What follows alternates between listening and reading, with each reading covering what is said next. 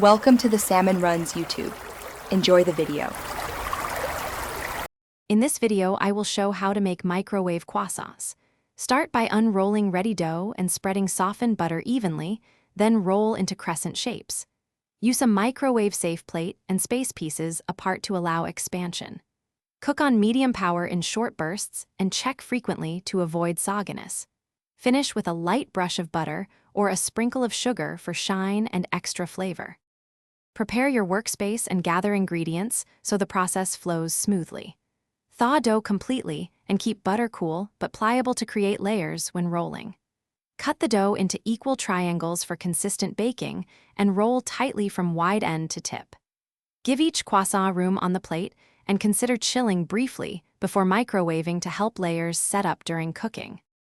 Microwave cooking needs attention and short cycles for the best texture. Use medium power and set 20 to 40 second bursts, checking between bursts to prevent steaming. Rotate the plate so heat distributes evenly and avoid overcrowding to maintain crisp edges.